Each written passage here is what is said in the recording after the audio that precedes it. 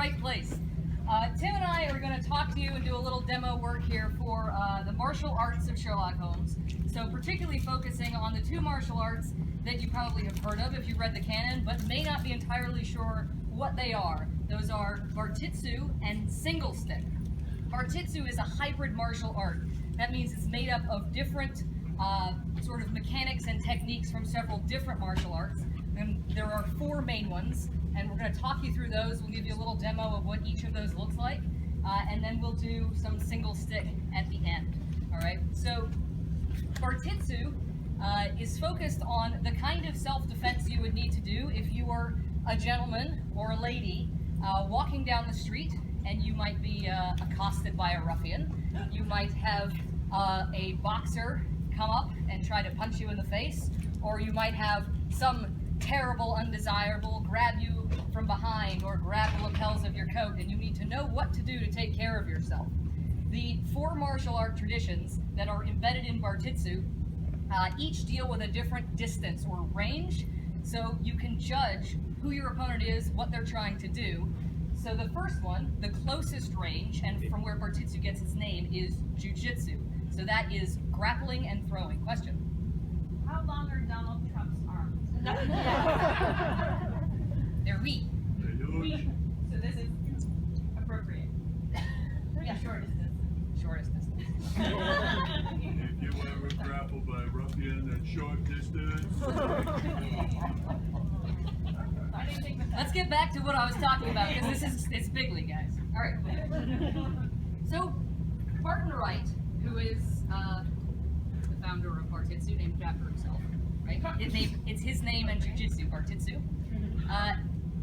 What he begins with is grappling and throwing. That is, if someone comes and tries to grab you, or you want to forcibly eject somebody from a room or something like that. So Tim is going to help me here. He's going to play the undesirable. This chapter 1 is literally called How to Deal with Undesirables. This is what Barton Wright has to say. There is no social occurrence more distasteful than when a person, either by reason of inebriation or gracelessness, it's one or the other, I'm going to let you pick, makes himself unpleasant at a gathering, particularly when there are ladies present. Where chilly disdain... Show me a lady, huh? First of all. Where chilly disdain or verbal admonishments are unequal to resolving the situation, force is the only alternative, and it is desirable to be able to perform the necessary operation with the minimum of fuss and the greatest degree of expedition. So here is our undesirable entering a room. I don't want him at my gathering. My party is only for nice people like you. You can tell this guy's a ruffian because he doesn't have his condom. Hey, I heard there was a party. I was going to take some pictures of everyone. So what you might want to do, What? the leverage against his elbow and holding on to his lapels means he can't get away, and you can simply exit undesirable. Oh, it was, Tim. Good riddance. It hurts more than you think. There are all sorts of grappling techniques associated with jiu-jitsu in Bartitsu. I'm not going to do all of them, but they do include if someone grabs you from behind, how you can get yourself out of a bind, pull him to the ground if someone grabs you by the lapels or the belt or anything like that. We're going to talk about, though, the second martial art tradition, which is we're not dealing with throws and grapples. We're at a little bit more of a distance here, and that is good old English pugilism. How about you, sir? So, with boxing, you're dealing with throwing the fists. What's our boxing technique that we're dealing with here? This is the one where I have much longer reach. Oh, well, we're not quite there yet. Oh, okay. But the problem is, with boxing, you might be dealing with someone who knows what they're doing, and you might be dealing with someone who doesn't know what they're doing, but all you know is that you don't want to get hit in the face, which is the most common thing that someone's going to try to do, right? Right in the puss. That's not what you want. So, come here, Curtis. Yep, here. We're volunteering you. How many of you guys watch Supernatural? All right. You will know that over the course of Curtis's time in Supernatural, he gets the absolute ever-loving shit kicked out of him All over the and time. over and over again. All the time. If only he had practiced a little bit more of gentlemanly self-defense, he might have had a better shot. So, if I go at Curtis and I'm trying to punch him in the face,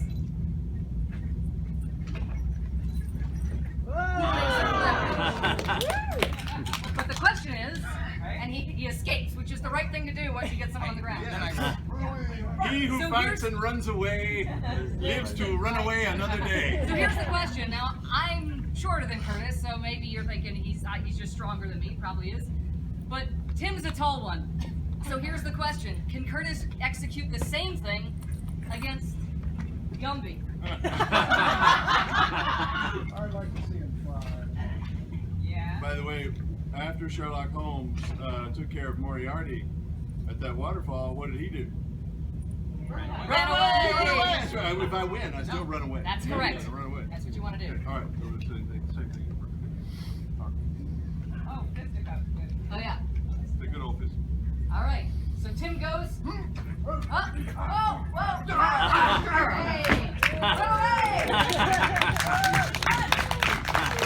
So what you can see there is that it works.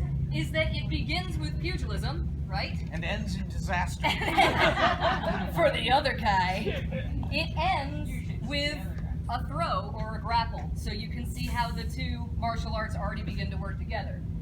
Now, for those of us in the vertically challenged part, question? I just wanted to know, talk us through that really quickly. Like, how does that work? Oh, sure. It doesn't look obvious. It doesn't look obvious. You're back again. Yes. So we're gonna do it slowly. I'll talk you through. So the first thing that Curtis knows is if someone defense is the first thing you think about, right? Step one, don't get hit. Step two, hit the other guy. Don't worry about hitting him first. So when Tim goes to punch Curtis in the face, the first thing Curtis is gonna do is he's gonna block, deflecting the blow. The next thing he's gonna do is use his hand to push pressure on Tim's elbow. The wrong way around. Now, yes. The reason this works.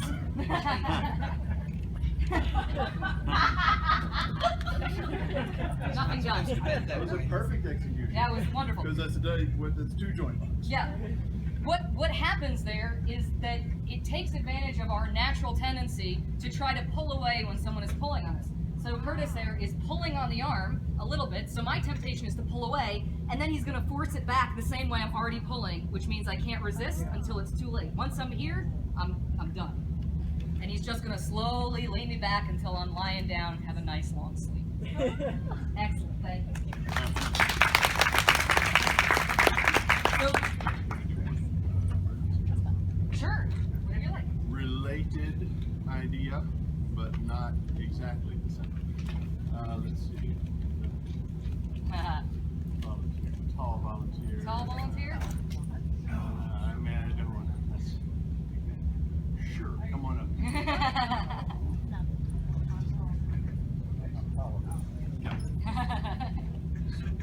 This way. Turn. Face each other. So if he puts a chokehold, we see this in self-defense classes today so much, breaking out a chokehold, right? So if he comes up and he's got me in a chokehold, right? And you see people do, oh, you gotta do this, you gotta do this, you gotta get in a wrestling match, you gotta get up against the wall, and go like this, this. I don't know what all. Meanwhile, you're dying. It's not what you want. I would advocate two methods.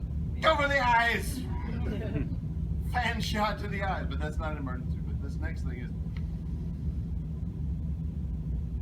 he's strong here, we're evenly matched. Right, hands and fingers against hands and fingers, right? Everything I've got on both arms, right? And now, I don't want to fight with him way out here like this, right? I'm not strong out here. But when I'm in here like this, now watch.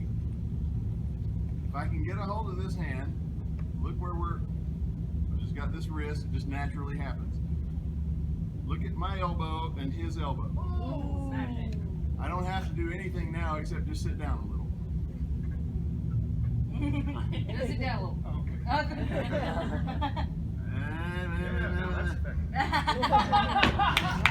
And run. And then run.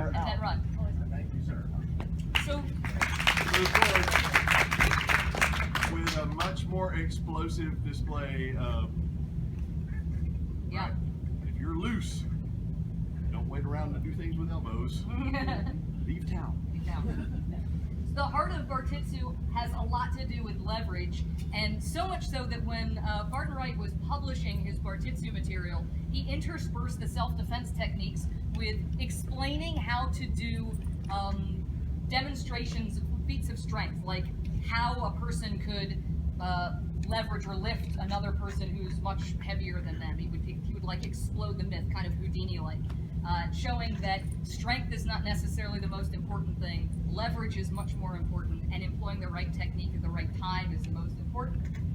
So we have jujitsu for things that are really close. We have pugilism if we're a little farther away. But what happens if your opponent is much taller than you? So here's what we call in the martial arts world the donut of death. If you are short, you will understand how the donut of death works. When we are in what's called the tsufekten, that is the distance at which either of us could hit the other with one step, but not without a step, right? Then there is the Krieg, that is the battle. We are close enough that neither of us needs to take a step, and we can hit each other. The problem is that, look at his arm compared to mine. He's going to enter the Krieg before I do, so he, if he has any sense, will keep me at the distance where he can hit me, but I cannot hit him. So... I don't want to fight. I don't want to fight. He wants to fight. So that leads us to the third martial art. So if somebody comes at you and is either a really good boxer or can outreach you, you need to be able to do something that gets a little bit more reach than trying to punch back. The third martial art in Bartitsu is called savate, which is French kickboxing. There are 4 kicks in savate. You want to talk us through the kicks in savate, Tim? Well, you want to do the fouet, you do the first one. We pretty much got it there. Sure. Change and do the fouet kick to what we're just doing. The fouet means whip. Yes. Right. So with the fouet, It just buckles that knee. you are going to hit with the top of your foot. Right? That's It's kick got number a one. lot of centrifugal force behind it. Again, remember leverage. So if I'm here, I don't want to just kick like that. I want to get the whole weight of my core moving, and it will collapse his knee sideways. So that's kick number 1. Right.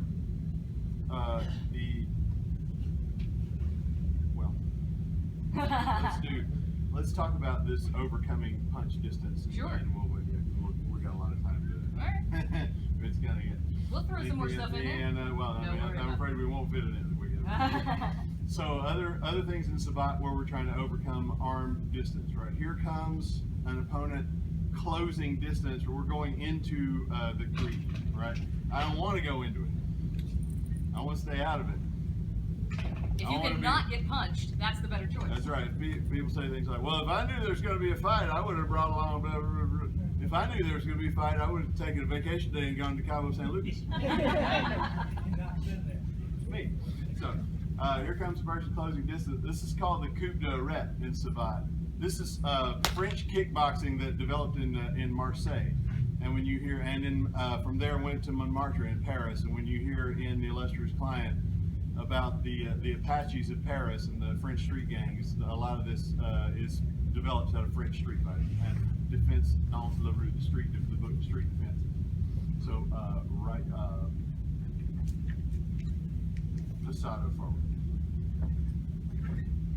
That's the coup d'arrêt, and it would be angled out like that with my toe out, not straight up and down. So I make sure I get as much leg as I can, and it's not just standing here catching like this. It would be a full-on counterattack where I stomp forward and fold the other person up. So it should hit right in here, right in this bend of the hip joint, and fold the other person down like that. Once that's accomplished, and she's bent, they get the fouet, that whip kick. So it's a 1-2 punch, but with feet, against someone whose arms are much longer, right?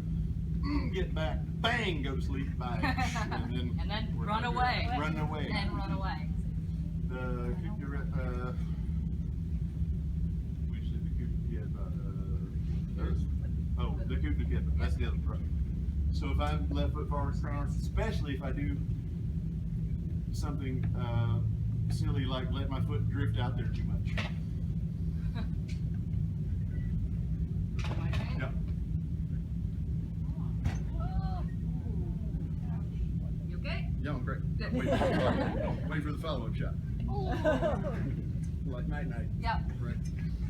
Always go for that last Yeah. right to the face. Yeah, it's never done until that. It's never done until they're spitting teeth. The other big thing, as one of the famous Savate teachers used to say, the other thing that you'll see that's characteristic of Savate and French kickboxing is always changing up this foot stand. When they square off, there's a lot of this going on, so you don't always know, right, where the next foot's coming from.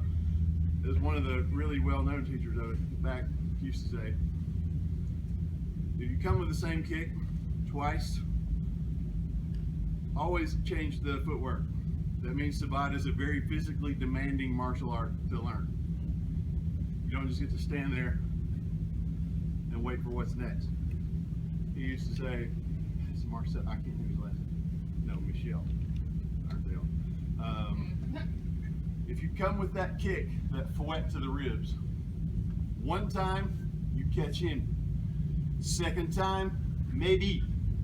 The third time, he knows you. Right. So you always have to change up your guard and come from a different direction to make the surprise for you. Make the surprise. So Making the surprise is good. So that gives us 3 distances. Very close distance, grappling and throwing, that's jiu-jitsu. Medium distance, that's pugilism, English, boxing.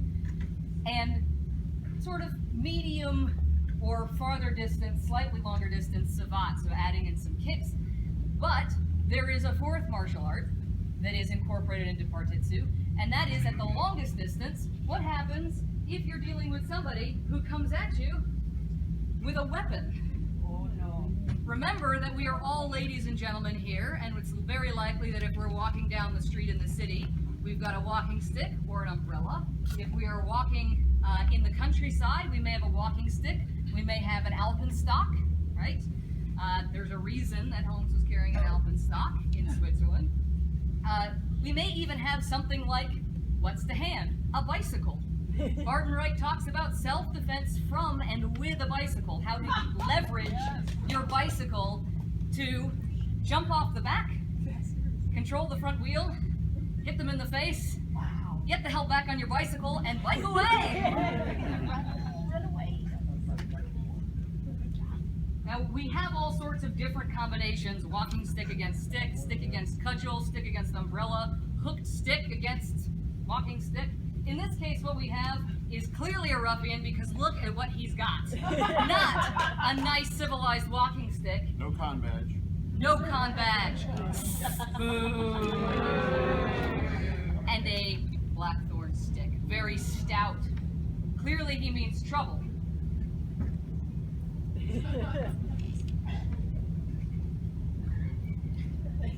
Bartitsu teaches us that we want to defend ourselves high, and we want to be able to deflect and never let our opponent know which way our attack is coming from.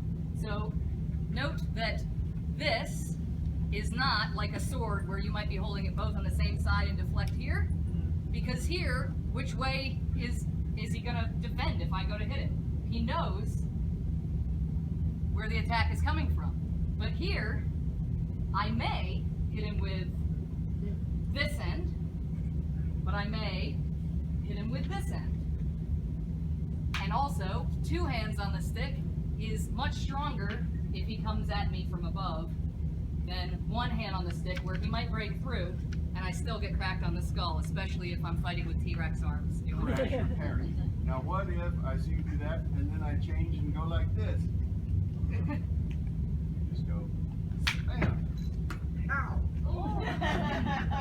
I should mention, my safe word is apples. Yeah, to be clear, we come from 2 slightly different traditions with this material.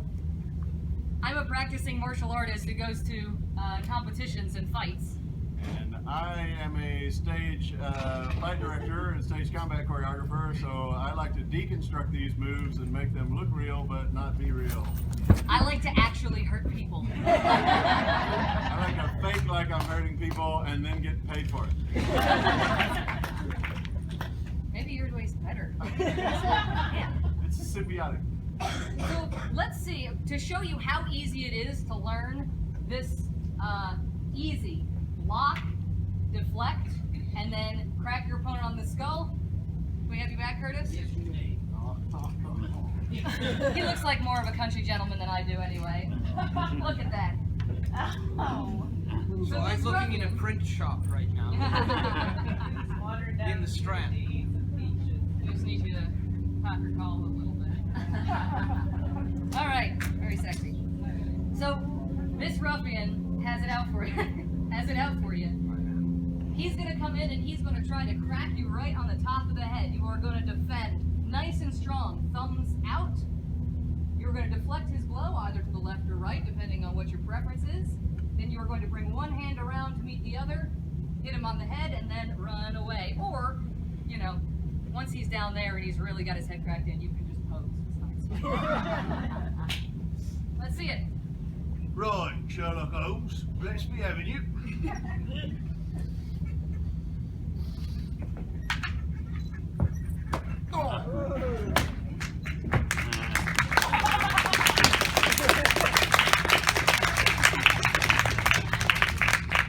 At that point, you don't have to run away. You can stroll away. Yeah, and you'll just... Sashay me. All right.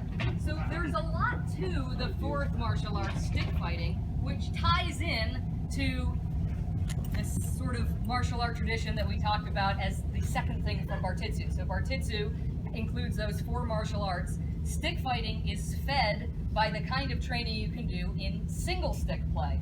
So Watson says that Holmes is a single stick player, and I have a theory about this.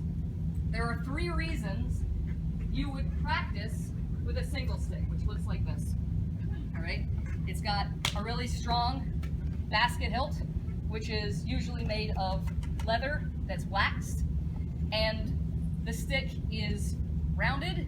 This one is rattan, but they were traditionally made in England out of ash. Sometimes here we use hickory. Hickory is generally not preferred for competition because it doesn't break safely. So if a rattan blade breaks, then it's going to break in a way that doesn't end up sort of stabbing your opponent with splinters, whereas if a hickory blade breaks, you're going to the hospital. Thank you. Thank you. So there are 3 reasons that you might practice single stick. You can see that that thing looks like it's a lot cheaper to make than an actual sword. It is. And if you have a navy or an army full of young men who need to know how to use their sidearm, which is going to, hang on just a second, which is going to be something like this. This is also a practice weapon. This is a side sword, but it would have been a trainer for the English backsword. Also, cutlass and saber. Cutlass preferred for naval fighting because they're short and you're going to be amidships when you're fighting, perhaps. So military training, it's much cheaper to arm a bunch of young men with single sticks and teach them the basics of sword fighting than it is to give them all swords. Thank you. And then, could you take my glasses for a second? I don't need to see. It's fine. I know who you are. I'm hard to miss. So military training 1. 2, self-defense. So if you want to understand how to do stick fighting, then you want to practice single stick. You want to practice with a stick. So that's one way to do it. The third is as a game or sport, which is what we're going to do for you a little bit here. My theory is that because Watson uses the word player, he describes Holmes as an expert single stick player, I believe that Holmes was actually practicing the game of single stick, which can help you learn all the principles for the other 2 reasons you might do single stick. But it's governed by rules rather than you simply entering into a melee and just whacking away at somebody, which is also fun. Should the occasion arise. Should the occasion arise. Thank you. So the way that you square up for a single stick game, you and your opponent stand with your feet together. Make sure that you are in fighting distance. You can take one small step back. At this point, neither of us is allowed to move our back foot. We can lunge forward with our front foot. We can void an attack with our front foot. We can move side to side with our front foot. But if we move our back foot, we lose the game. The goal is to hit your opponent on target area. Target is the head, the body, torso, leading arm, and leading leg from the knee up. In this case, we are going to call hits against ourselves. So if one of us gets hit, we'll say point. A match is to how many?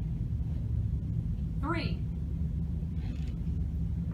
4. You took my glasses, you bastard. Until we tie. Okay. Okay, one for you.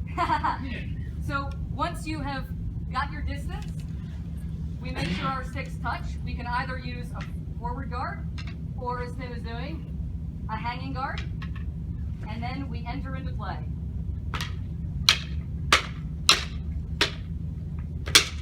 Point.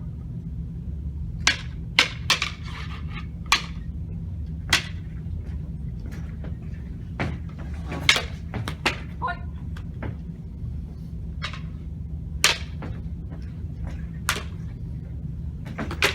Point. Tie. I call that one a tie. One more. Yeah, one more. Point.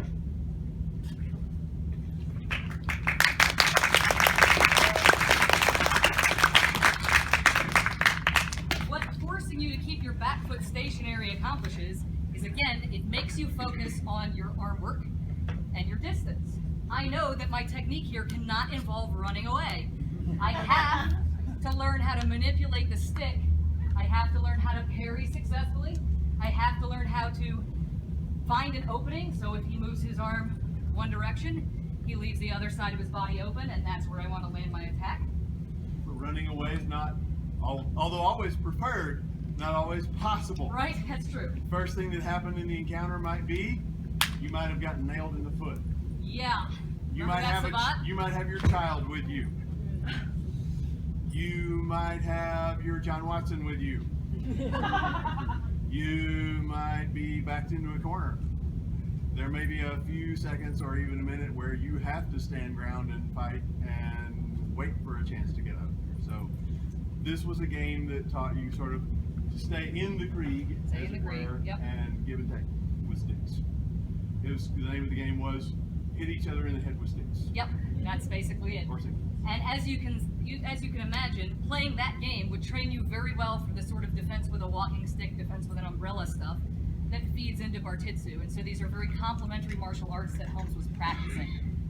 Where he would have gone to practice his single stick play, I don't know. There would have been gymnasiums, Bartitsu gymnasiums, but they did not show up until after Holmes had already returned from beyond the Reichenbach. Well, As far as we know. but even before that, there was a great rediscovery of historical English martial arts underway, although Bartitsu is the first mixed martial arts. First mixed martial art, yeah, for sure.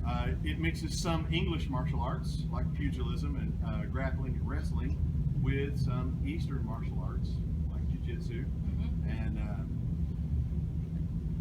the Edgerton Castle, Sir Richard Burton, not that Richard Burton, The other earlier one. one. Yep.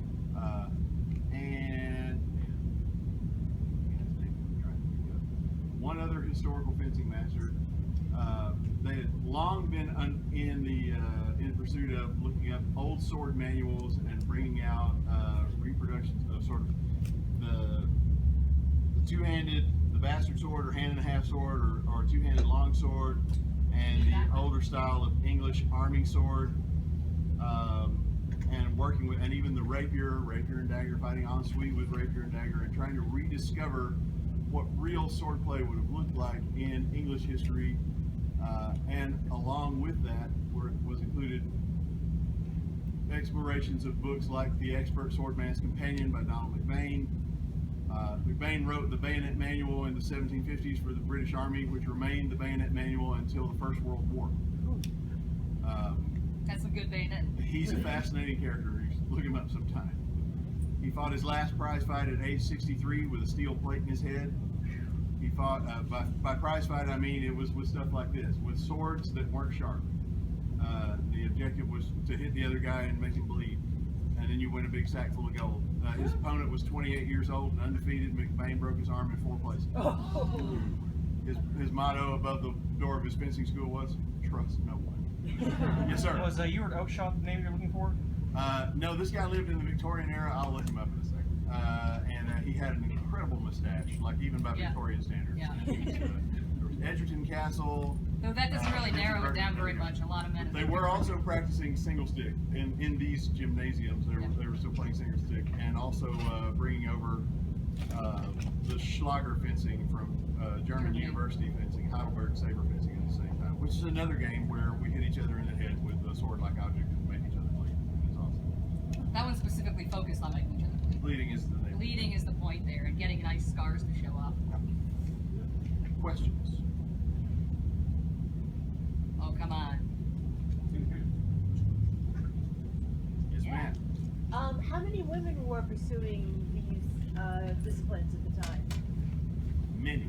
In fact, if you ever get a chance to Google this term, you're aware that this is a period where we go into a whole new phase of feminism in Great Britain. Now, the push for enlargement of the franchise of voting to women is enormous. And some unbelievably fascist measures were being taken to shut down women who were they were force-fed, they were arrested, unspeakable stuff was done to these women who wanted the right to vote, up to and including that moment where you can see that horrifying video of that death at the races. That protest death at the races. A lot of them were studying Bartitsu. They are called, in the parlance of the time, Jiu-Jitsu suffragettes. You can look up the term, Jiu-Jitsu suffragettes, and it's just put together in one word.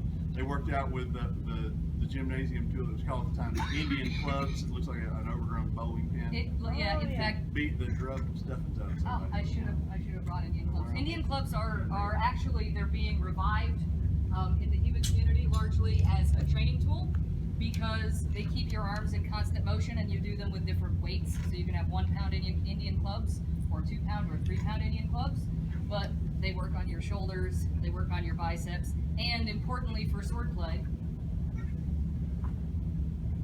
your forearm, which gets very tired after a while doing this. You want to do the name demonstration? Sure. My job is to get killed a lot. So, and Barton Wright says this actually, that being good at stick play involves being very supple in the shoulder. So you want to make sure that you can throw your cuts with a sword or a stick from any number of places. And nothing, unlike Savat, nothing confuses somebody with a weapon more than hitting them in the same opening twice. So if I first go here, he's going to expect me to go for his now open right shoulder, which would mean coming around. I don't want to play that game. What I want to do is then come to the same opening, which means throwing the same cut in the same direction twice in a row. The first time I'll throw it back in the yard. First time I'll throw it from the shoulder, and the second time I'll throw it from the wrist and get behind the sword. But doing that requires training, not just your shoulder, where you have to throw the long cut, but also being able to throw a cut from the elbow, or being able to throw a cut just from the wrist. And so you can do it 3 times in a row to get to the same opening. Do that one more time. Do that one? Do it again. I'll go back to Harry the cut, I think is him. Okay. Go ahead.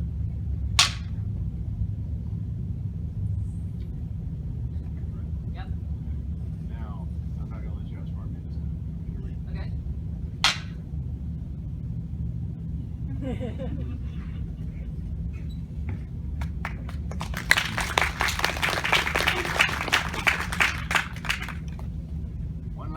Enochian weapon. Haha. Oh, we have a question Ah. before we get there. The person who's doing single stick, are those the same sort of people who are using a foil or a peg and sort of fixing? That's a good question. Good question. Are the single stick players likely to be the same sort of people who are doing sport fencing weapons? So, to be clear, the difference. This is a sport fencing saber, like what you would see in the Olympics, right? And a single stick. You can see that they both have complex hilts. The single stick is much stouter and is much shorter. The single stick is meant to train really for military, whereas this is a game. This is entirely a game. So even the single stick game is military training, whereas the fencing game is so focused on rules of right of way and that sort of thing. It's on clean and it's on timing. So for instance, in epee, which is the sport fencing weapon that derives from rapier fighting. Can you hold up one of those cum hilt rapiers? It's the one that's still the most like a martial art, although I would argue no sport fencing is a martial art. Sport fencing is not a martial art. The reason why is because in single stick, if I hit Tim and then Tim hits me back, we recognize in a martial arts context that we both die and that's bad for both of us. So the emphasis is on defense first. It is better to give than to receive. Or let's go one more. The idea is to give and not to receive. However, in sport fencing, particularly in epee, which has no right of way, I don't have to parry before I can riposte. So, Tim, you hit me, and I hit you. Tim scores the point, and I get nothing because he hit me. Because my light bulb lit up first. His light bulb lit up first. So the kind of training that sport fencing would provide for you, while it is good training in terms of physical exertion and mental play, fencing is, we call it physical chess, right? It's very, very cerebral because you have to learn how to outsmart your opponent's guards and feint them and identify where their weaknesses are. It's not really that good for military training because it doesn't teach you not to die. It only teaches you to kill. And that's not useful because you're not going to win the fight if you kill the other guy and then you die. There's no after party. There's no beer after that. I want the whiskey in the bar after the fight, and I can't do that if I don't learn to defend myself. Think about that hanging guard in single stick, how they start out like this. Yep. One arm usually behind, either up or behind them like that because it's out of bounds anyway. That evolves because, right, this is my first guard when the saber comes out of the scabbard. That's the first thing I can get behind if someone jumps out of nowhere and attacks. Right. This takes longer to get into. Everything takes longer to get into than if we're walking down the street and here come some guys out of a blind alley. I can get behind that first, and then I have to. If I catch a blade on it, bang, right, and then we're in. We don't want to have to do this.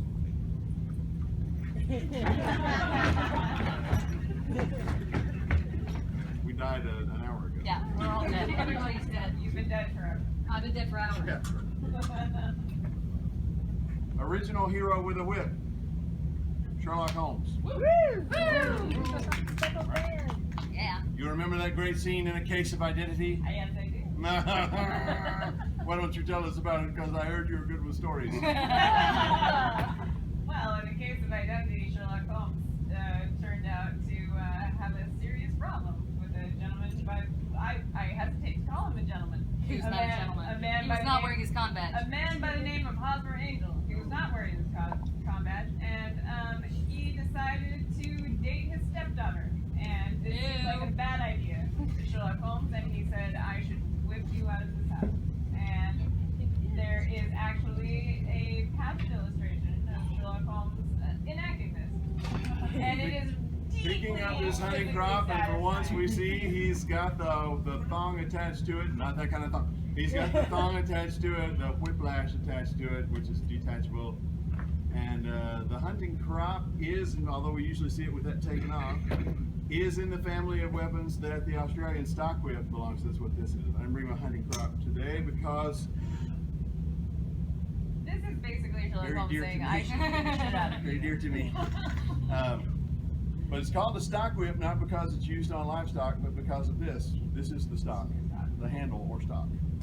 It's a whip with a handle on it, which you can detach and use for a semi-flexible running whip. Usually made out of river cane with a piece of steel inserted in it, a springy steel rod inserted in it to reinforce it. Today they're usually made out of something synthetic, some kind of polymer material that works really well. But there's some other ones still around that, yeah, that kind of stuff, that work fine. Now this would be your kind of typical, very much like the weight and balance of Sherlock Holmes's whip would have been something like this. You can see there's a little knot there that you can come up and look at here in a bit. The handle, the stock slips through that loop. Kind of two pieces come apart. You have to picture Hosmer Angel getting it. He really deserved it. Yeah. He totally deserved it. Yeah. He was a dick. Two lengths of whip that we can usually get away with on stage. Sometimes we get away with an 8-foot whip. That's what this one is. You see that even in a room this big, there's hardly room for it. Right? If I were to throw it up in the air, that's about all we got in here. Because right, we get that problem with lights. If I'm standing in the middle of a stage and I swing the whip in a circle, I've described a 16-foot circle plus the length of my arm, and I hope there are no other actors or scenery or anything else. An 8-foot whip is great to learn on. A 6-foot whip is usually what you're going to have to use, and it comes back on you a little fast. Although earlier I had someone learning on one, and it didn't seem to give her any trouble. It was fun.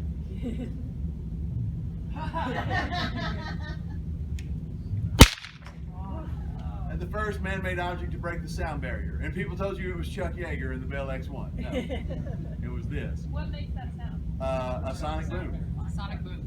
What's the end of the whip Well, traveling? okay, so you can see there's a tape. Let me get one maybe a better example, or it's more visible example. So you can see there's a taper. The whip is larger in diameter, and now it's getting smaller. There's tapering. Now it's down to one piece of leather, and even that's getting smaller. Now it's down to tiny filaments, right?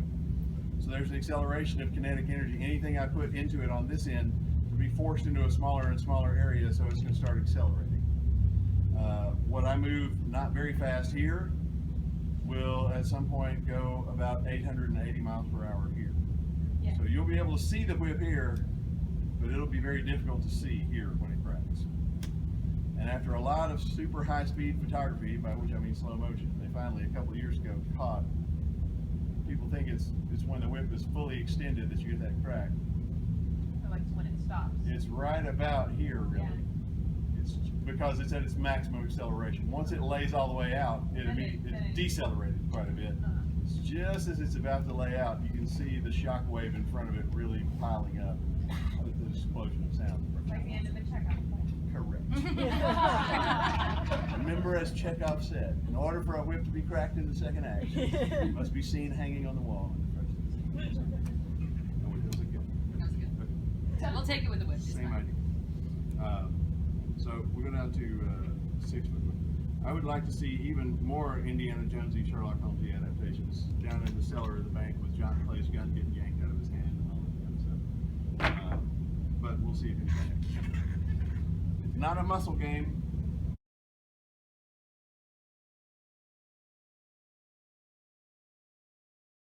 Thank you very much. Back to you. Anything you want to do to wrap up? I think we're 2 minutes before out of time. 2 minutes before out of time. Do we have any other questions? I will say one other thing. I have questions. Oh, sorry. Okay, I will say. Seeks and chain whips. Hang It's a garrote. It's a club, right? It's kind of your ultimate flexible weapon, especially if you have one made out of metal. Yeah. Right? Kind of incredible. You can flick it. You can trap with it. Kill yourself. Immediately. You can control the other guy with it. All that stuff. I want to give a commendation to one adaptation, which some of you may hate, which is okay, but the adaptation that actually has Sherlock Holmes training with a real single stick, and that is Elementary. In Elementary, Johnny Lee Miller trains not just any single stick, this single stick, in fact, not this unit, but this model of single stick is the one that he uses in Elementary. Yeah, this is the model that they use in Elementary. So if you're interested and you want to try Singlestick and you want to get your own Singlestick, the company that makes these is in Texas. It's called Purple Heart Armory, and you can order from them. They're very nice people. And they're not that expensive, and they're an awful lot of fun, so I recommend giving it a try. And if anyone wants to handle any of the weaponry safely after we're done taking questions, you're welcome to do that. Thank you all for coming out.